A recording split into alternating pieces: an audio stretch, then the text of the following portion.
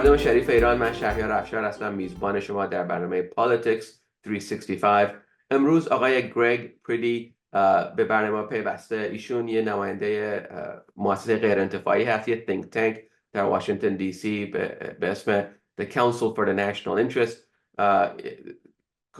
ایشون یه کارشناس موضوع انرژی هستن در زمینه ایران و خاورمیانه و تازگی یه پنل، یه فورومی تشکیل داده بودن در واشنگتن که مصاحبه شده بود در مورد انتخابات رئیس جمهوری ایران. بقیه برنامه به انگلیسی، از اون لحاظ ما رو ببخشید. Greg, welcome to Politics 365. Thank you for bearing with me as I introduce you in Farsi.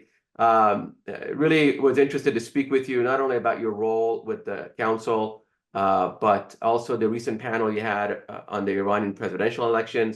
And then I want to get into your real expertise area, the Iranian energy market, which is always a political conversation. You cannot talk about Iran and not talk about oil and gas.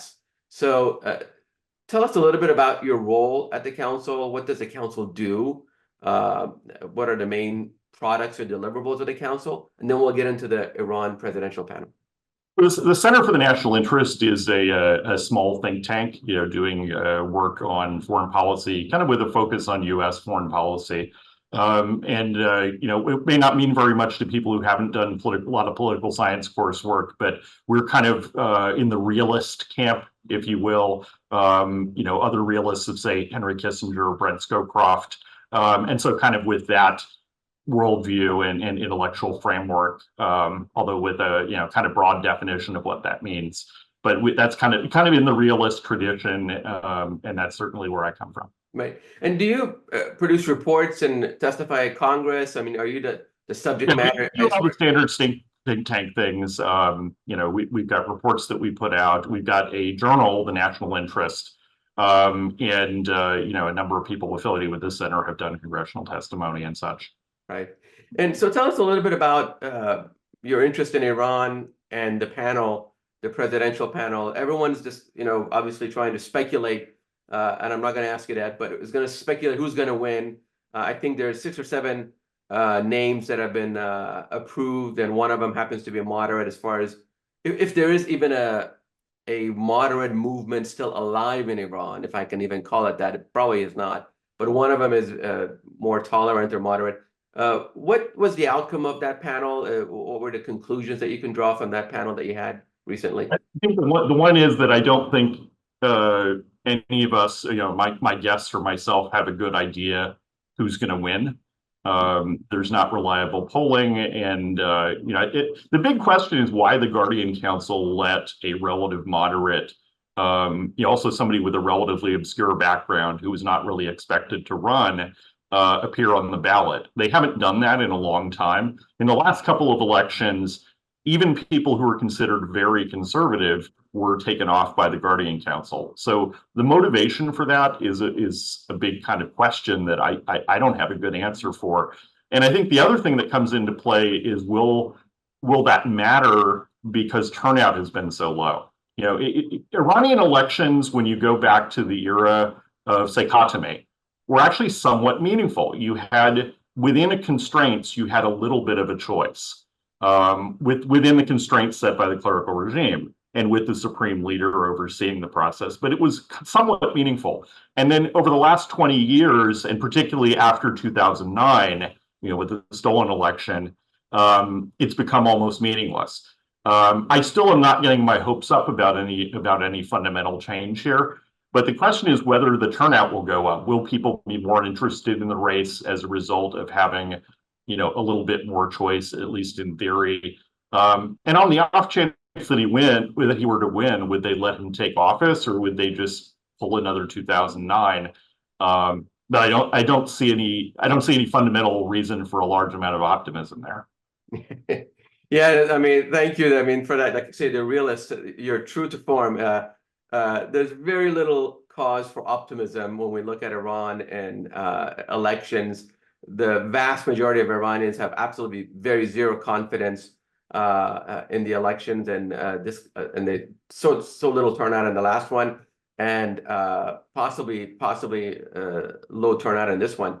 We're going to switch gears a little bit. because I don't want to belabor the point. Iranians have been so jaded with elections that there's really no use to try to hope for a moderate to win. And even if a moderate wins, or one moderate candidate wins, there's little hope that they'll affect change, like Khatami. So it's been a disappointment when you watch as an Iran watcher. But the other thing that we observe when we watch Iran, obviously, is the way it manipulates its oil market and its prowess, as you said, I think, as a country that has almost unlimited gas reserves. That buys a lot of credit, for a country that is autocratic, theocratic, someone that doesn't recognize human rights. I'm curious as to your thoughts about how Iran is managing its energy market going forward, and how obviously that has geopolitical ramifications in the Middle East. Well, there are several angles I can speak to about this, but the first one is, Iran is not really expected to do anything as far as cutting production within OPEC Plus because of sanctions. But OPEC Plus has been it's been a mixed bag, but it has been somewhat successful in putting in a price floor and draining the inventory overhang after the pandemic. But also, as we saw this year, U.S. production, stimulated by price signals, went up more than most people had expected the last 2 years. And that has kind of the market has balanced out. So I think some of the OPEC Plus players, and certainly Iran is a price hawk, wanted to see $95, $100 barrel crude. And what we've actually got is back in the 70s at this point. But it is putting in a price floor where it's probably not going to go below 70 for any length of time. The problem is just that, the market responds to prices with shale in Texas. As they say, don't mess with Texas. Well, that's kind of what happens when they aim for $100 a barrel.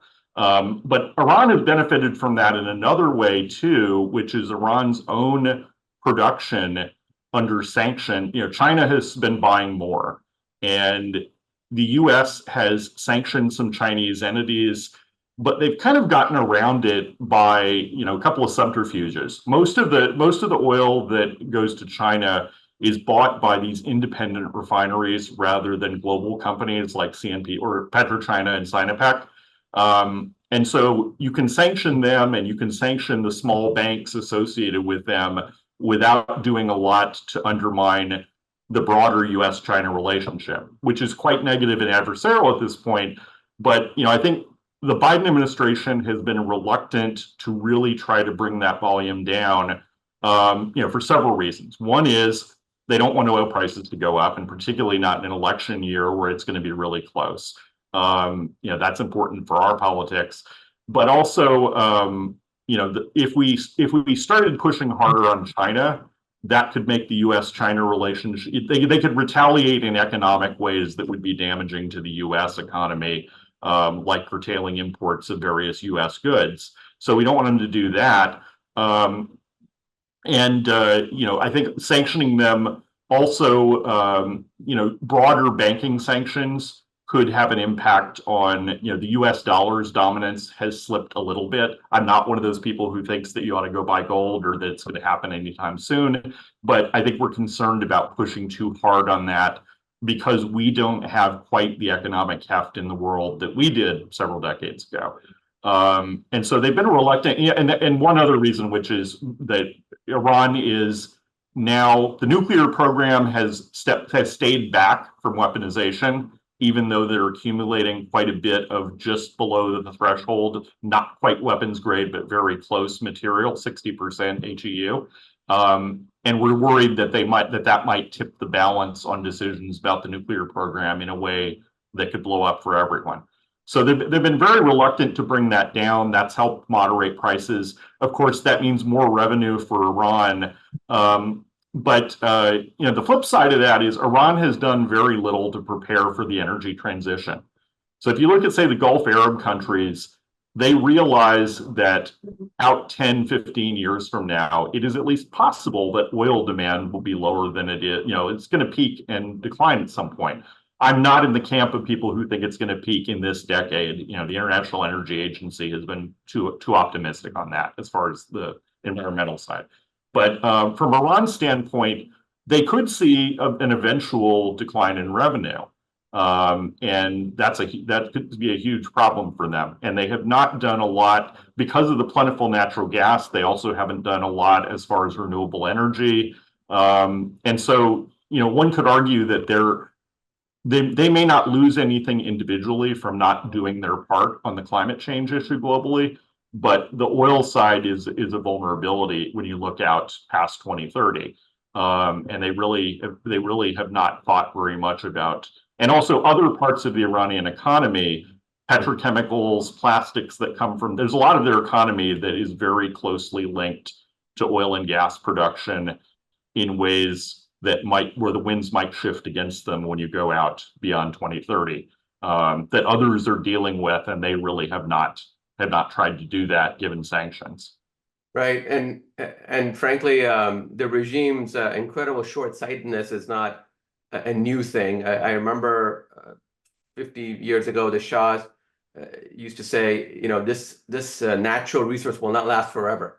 We need to plan ahead for some kind of trend. This is 50 years ago that he was thinking about this. No, the problem isn't running out of oil or gas. The problem is that demand for oil, at least, might be lower in the future. Right. And on gas, I mean, the big strategic observation I'd make about that is, you know, there are a lot of places gas is plentiful around the world. There are a lot of places in the world where you can build a pipeline to a market, you know, where you can export it or where you can liquefy it now that the cost of liquefying it has come down as that technology has matured. But the problem for Iran is there's a lot of competitors that don't have the political complications that they do. So oil companies, even the Russian and Chinese ones, are not, you know, Iran has probably missed the boat when it comes to exports to Europe. And Iran has probably missed the boat when it comes to liquefying it.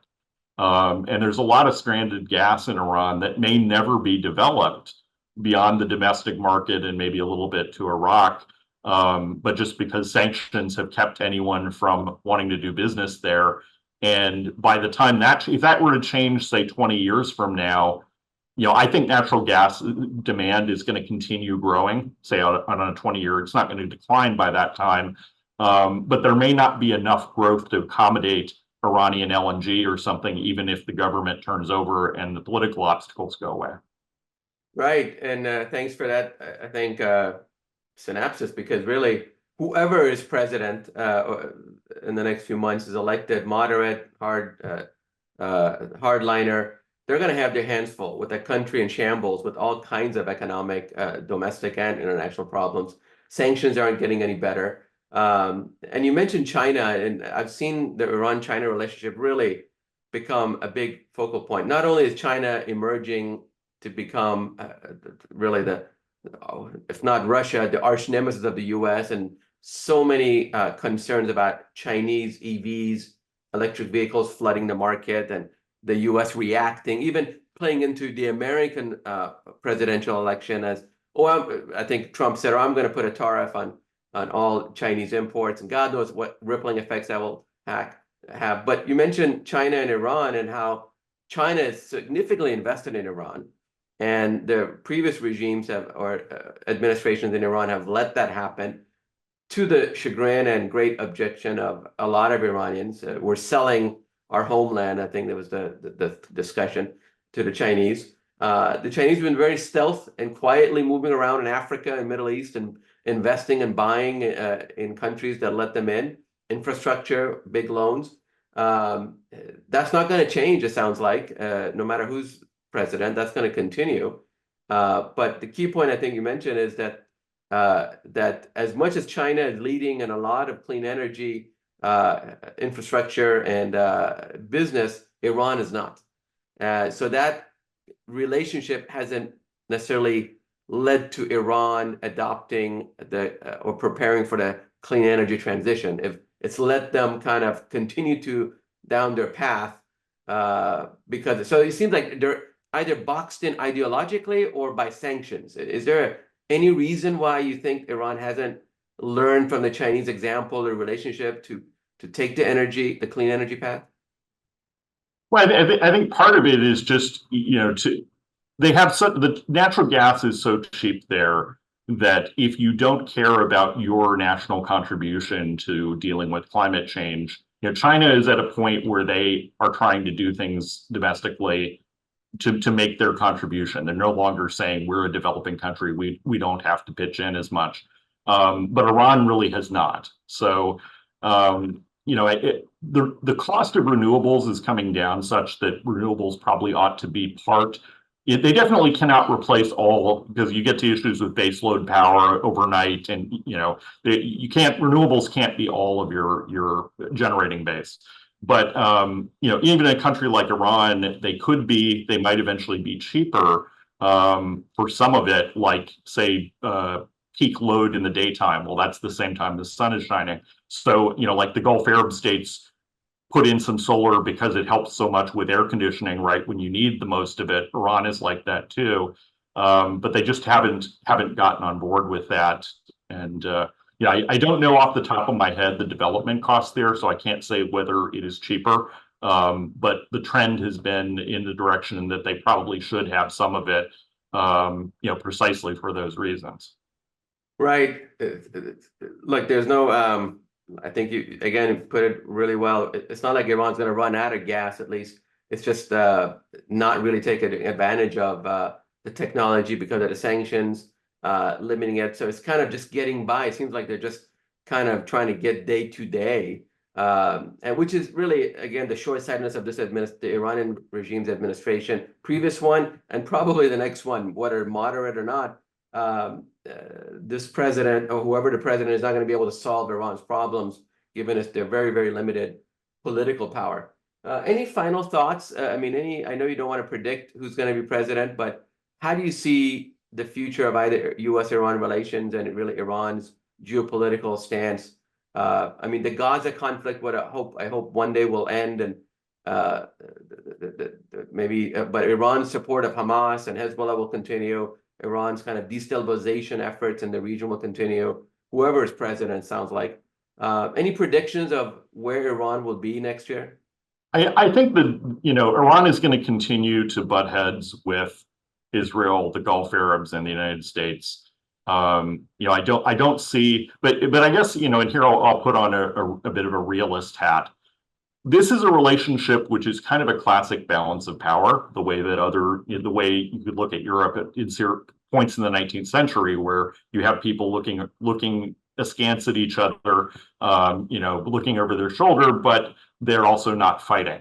And I think the one hopeful thing that I've seen there is, despite the fact that China got a diplomatic coup by negotiating it or helping midwife it, the Saudi-Iran accommodation, reopening embassies, and they also agreed to stop doing things that interfered in each other's internal affairs. So the Saudis stopped handing out cash to certain Iranian, separatist groups, and the Iranians were supposed to, and probably have, stopped some of their support to dissidents in Saudi Arabia.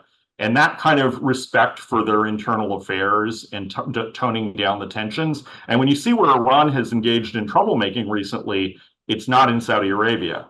So that appears, even with what's going on in Gaza, even with the Saudi desire to eventually have U.S. security guarantees, I don't think the U.S. ought to sign the treaty, but that's a whole other different conversation. I don't think we need to increase we already have a good security ties to Saudis, but I think that is hopeful that that there is a modus vivendi that can be reached there, where it doesn't blow up. And we've also seen, with everything that's gone on in Gaza, it is possible that this may escalate into a regional war, but it is very clear that neither the U.S. nor Iran want to see that happen. The Gulf Arabs don't want to see it happen, and everybody is trying to save face while toning things down and keeping it contained. So that's also good. Right. 100%. That definitely sounds right. I've never seen a press release from the Iranian government that says, after they launched an attack on Israel, saying, this is it, we consider the matter concluded. But they told the Saudis. That was the great thing. That was why we were able to help Israel defend against it, is they told the Saudis, who they knew were going to tell us, and then we had our fighter jets up. Right. I mean, look, the regime simply went, and final note, I guess, the regime simply wants to remain in power and continue to mismanage its natural resources. That's just been proven in 45 years, whoever is the president. Greg Priddy, thank you so much for joining us and being kind of a voice from inside the Beltway, Washington, D.C. Senior Fellow, Middle East, Center for the National Interest. Thank you so much for joining us and helping us get a grip on not only the coming Iranian elections, but the geopolitical impacts of oil and gas that Iran is dealing with. Thanks so much. Thanks. Thank you.